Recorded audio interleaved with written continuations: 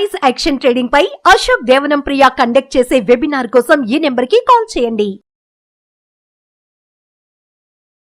నమస్తే, welcome to Suman TV. నేను విష్ణు. ప్రస్తుతం మనతో పాటు QPFP qualified personal finance professional Chari garu ఉన్నారు. వారితో మాట్లాడదాం. సార్ నమస్తే. సార్ చారి గారు. నమస్తే అండి. సార్ చారి గారు, లాస్ట్ వీక్ మనం ఒక వీడియో చేసాం చారి గారు. దేని గురించి అంటే 1995లో ఒక ఫండ్ లో కనుక 10 lakhs ఇన్వెస్ట్ చేస్తుందంటే 29 సంవత్సరాల తర్వాత 39 కోట్లు రావడం జరిగిందని ఒక ఫండ్ గురించి మాట్లాడుకున్నాం. ఆ వీడియో కూడా బాగా రీచ్ అయింది. చాలా మంది కూడా రెస్పాండ్ అయ్యారు. అయితే అంటే అందరూ దేని గురించి రెస్పాండ్ అయ్యారంటే, సార్ ఇదంతా జరిగిపోయింది కదా, ఇదంతా జరిగిపోయింది, ఇదంతా హిస్టారికల్ పెర్ఫార్మెన్స్, హిస్టారికల్ డేటా కదా, ఇదంతా మాకు అవసరం లేదు.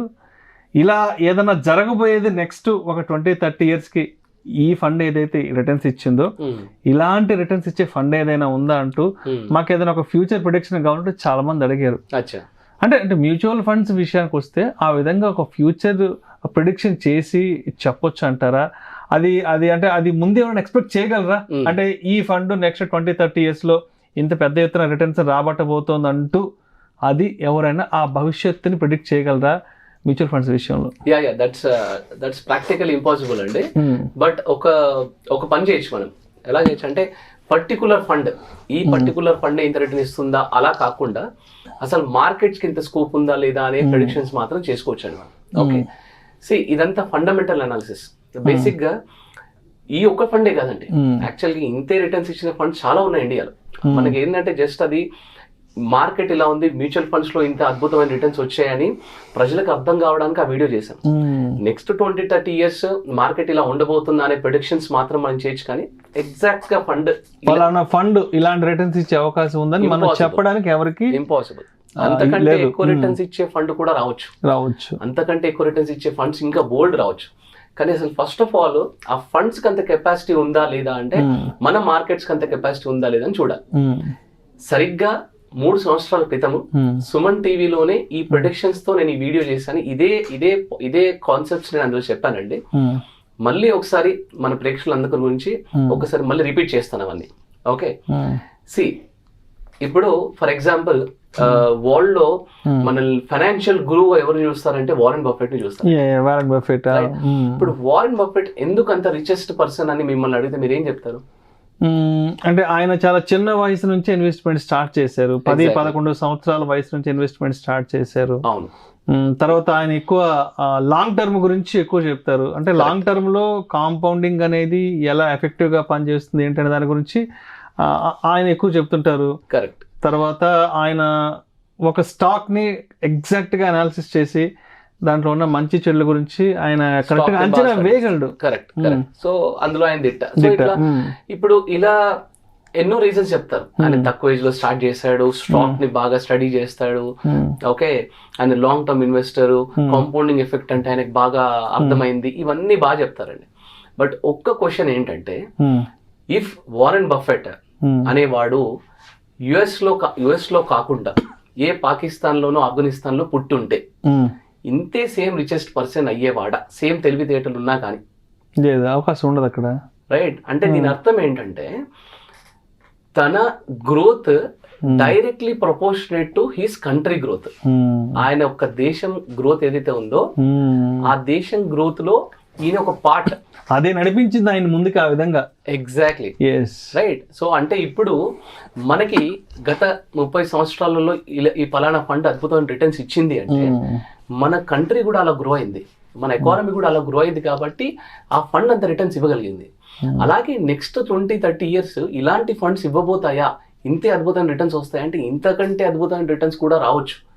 కానీ దాన్ని ఎలా మనం ప్రెడిక్ట్ చేస్తామంటే, మన కంట్రీ యొక్క గ్రోత్ నెక్స్ట్ 20-30 years ఎలా ఉందో చూసుకోవాలన్నమాట.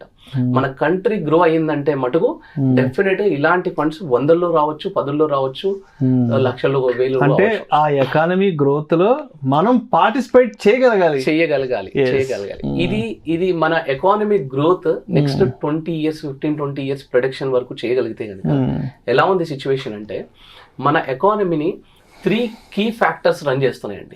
3 key factors. ఒకటి, point number 1, youth population run చేస్తుంది, ఎక్కువ ఉంది. Point number 2, female working population. Point number 3, the standard of living of a middle class people. Okay, ఈ 3 కాంపోనెంట్స్ మన నెక్స్ట్ 15-20 ఇయర్స్ ఇండియాని రన్ చేయబోతున్నాయి.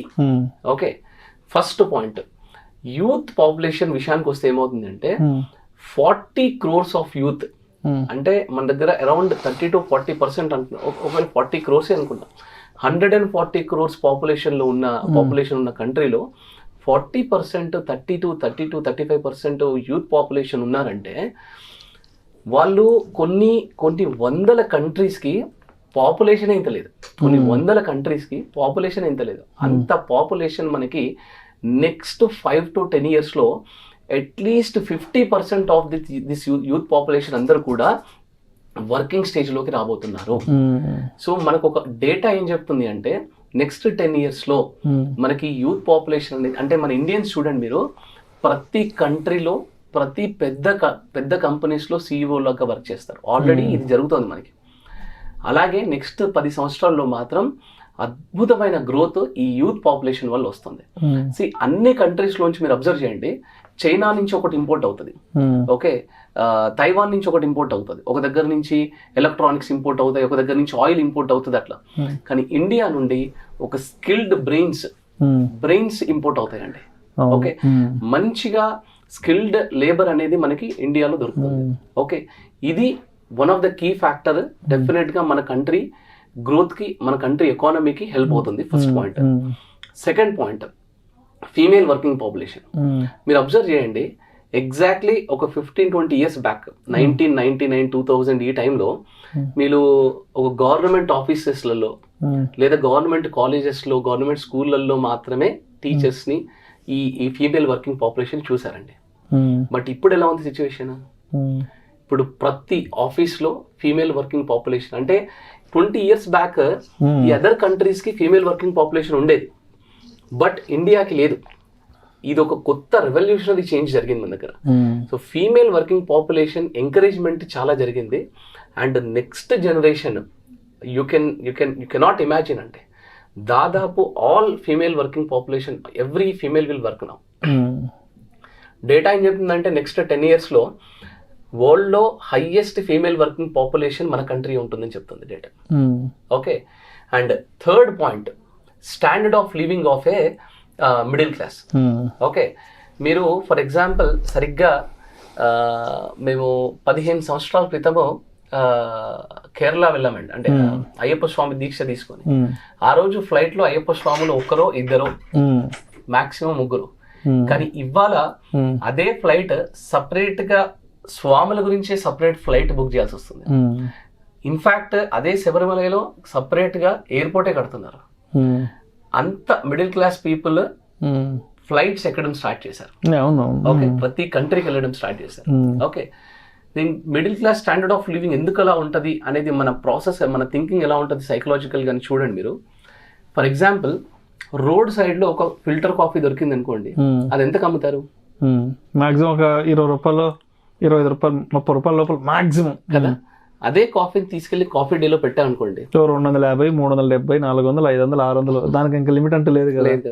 అదే కాఫీని తీసుకెళ్లి జూబ్లీ హిల్స్ లో బరిస్టా కేఫ్ లో పెట్టామనుకోండి, అక్కడ ఇక్కడ 200 ఉన్న కాఫీ అక్కడ 500 అవుతుంది, రైట్? సో సరిగ్గా ఆలోచించండి, మనం నిజాయితీగా చూస్తే ఈ మూడిట్లలో టేస్టీ కాఫీ ఎక్కడ దొరుకుతుంది? బయటే. మన రోడ్ సైడ్ 20 రూపాయలు, 30 రూపాయల కాఫీ అద్భుతంగా ఉంటుంది నిజంగా. అంటే మన బరిస్టా కేఫ్కి వెళ్ళి ఏం చేస్తారంటే, నేను కాఫీ తాగుతున్నానని చెప్పేసి దాన్ని తీసి ఇన్స్టాగ్రామ్ లోనో ఫేస్బుక్ లోనో స్టేటస్ లో పెట్టుకుంటారు. సో ద స్టేటస్, ఇక్కడ తాగేది కాఫీ గురించి కాదు అక్కడికి వెళ్ళేది. So the status, the standard of living of a middle class person is growing and it is significantly growing. దాని ఆ డేటాని అసలు మనం పట్టుకోలేకపోతాం, అంత స్పీడ్గా గ్రో అవుతుంది అది. ఓకే, ఇప్పుడు మీకు ఒక టీవీ కొనాలంటే, ఒక ఫ్రిడ్జ్ కొనాలంటే ఒకప్పుడు 50,000 అక్యుములేట్ చేసి ఒక 40,000 జమ చేసి కొనేవాళ్ళం. కానీ ఇవాళ ఒక బజాజ్ ఎలక్ట్రానిక్స్ లో, రిలయన్స్ డిజిటల్ లోకి వెళ్తే 1 రూపీ కట్టకుండా టీవీ, ఫ్రిడ్జ్, వాషింగ్ మిషన్, ఇంట్లో కావాల్సిన అన్ని అన్ని కూడా 1 రూపీ కట్టకుండా వస్తాము. నెక్స్ట్ మంత్ నుంచి ఈఎంఐ స్టార్ట్ అవుతుంది, that to 0% EMI, right? Consumption అనేది ఇలా గ్రో అవుతుంది. 2-వీలర్ నడిపే వాళ్ళు లాస్ట్ 10 years లో 4-వీలర్ నడిపే వాళ్ళ రేషియో చాలా ఇంక్రీజ్ అయింది. ఓకే, ఈ మిడిల్ క్లాస్ పీపుల్ అందరూ కూడా స్టాండర్డ్ ఆఫ్ లివింగ్ ఇంక్రీజ్ చేస్తున్నారు. దీనివల్ల కన్సంప్షన్ భయంకరంగా గ్రో అవుతుంది. ఓకే, ఇప్పుడు మనకి ఫర్ ఎగ్జాంపుల్ యుఎస్లో 1000 members ఉంటే కనుక ఎవ్రీ 1000 members కి 800 members కి 4-వీలర్స్ ఉంటాయండి. 750 నుండి 800 వరకు. అదే ఇండియాలో అట్లీస్ట్ 50 to 60 కూడా లేవు.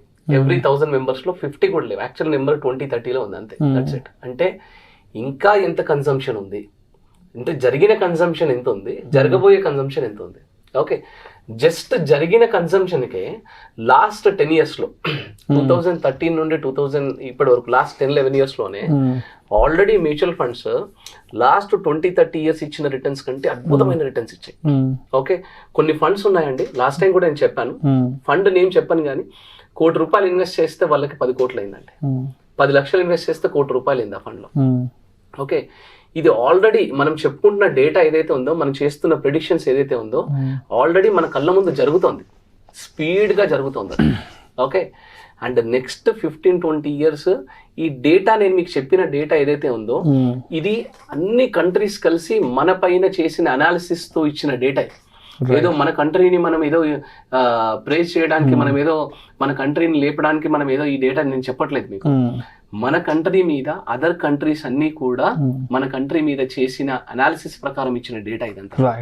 And this data 100% predictions. ఈ డేటా వల్ల మనకు అద్భుతమైన రిటర్న్స్ వస్తాయి. అండ్ నేను చెప్పిన ఫండ్ కంటే ఇంకా అద్భుతమైన రిటర్న్స్ ఇచ్చే ఫండ్స్ కూడా ఉంటాయి. ఇన్వెస్టర్ ఏంటంటే ఇన్వెస్ట్ చేస్తూ ఉండాలి. ఇక్కడ ఫైనల్ గా ఒక క్వశ్చన్ ఉంటుందండి ఇక్కడ, మరి మార్కెట్ క్రాష్ అవుతాయి కదా, మార్కెట్ కరెక్షన్స్ అవుతాయి కదా, ఎలా అని చెప్పి ఇన్వెస్టర్స్ అందరికి ఒక క్వశ్చన్స్ ఉంటాయి. ఓకే, నేను చెప్పిన ఈ లాస్ట్ 30 years లో కూడా కరెక్షన్స్ ఉన్నాయి. చాలా అతి భారీ అంటే భారీ కరెక్షన్. 2008 కరెక్షన్ ఉంది, 2004 కరెక్షన్, 2002 కరెక్షన్ ఉంది, కోవిడ్ కరెక్షన్ ఉంది, డిమానిటైజేషన్ కరెక్షన్ ఉంది, ఎన్నో కరెక్షన్స్ ఉన్నాయి. So despite of all the corrections మనము 10 lakhs పెడితే 39 crore అయింది. నెక్స్ట్ 20-30 years కూడా, నెక్స్ట్ 15-20 years కూడా డెఫినెట్ గా ఇంతకంటే పెద్ద కరెక్షన్స్ కూడా ఉంటాయండి. But corrections are temporary, growth is permanent. మీకు ఫర్ ఎగ్జాంపుల్ చెప్తాను చూడండి. ఒక సాధువు అక్కడి నుంచి వెళ్తున్నాడంట, ఒక నది ఒడ్డు నుంచి ఒక ఆయన చూస్తున్నాడంట. ఒక తేలు వచ్చి ఆ నదిలో పడిపోతా ఉందంట.